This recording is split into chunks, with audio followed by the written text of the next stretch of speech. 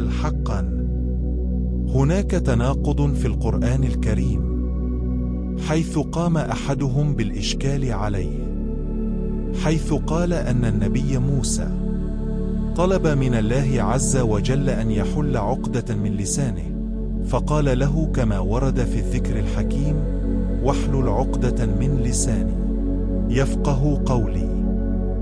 فأجابه الله العزيز الحكيم باستجابة دعائه وطلبه، فقال له تعالى: قد أوتيت سؤلك يا موسى.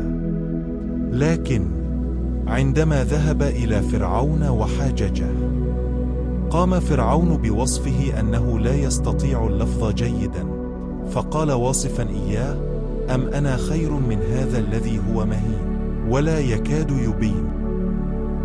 في الحقيقة فإن نفس الشبهة هي نقطة قوة للقرآن الكريم ودليل على ترابطه، لأن القرآن ذكر أن موسى طلب حل عقدة من لسانه وليس العقدة من لسانه، أي أن عقدة هنا اسم نكرة وليست معرفة، والاسم المعرف هو الاسم الذي يسبقه ألف لام التعريف، والنكرة هي التي تحذف منها ألف لام التعريف.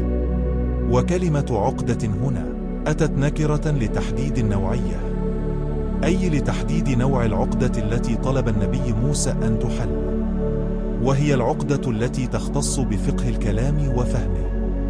وهذا ما وضح في الآية التالية: يفقه قولي. وبعد التدبر في كلام الله والتركيز في الآية التي ذكرت كلام فرعون، فإن فرعون قال: ولا يكاد يبين، ولم يقل أنه لا يبين. وهذا الكلام يؤكد استجابة الله عز وجل لطلب النبي موسى كما طلبه هو، وبذلك تسقط الشبهة حول تناقض القرآن الكريم.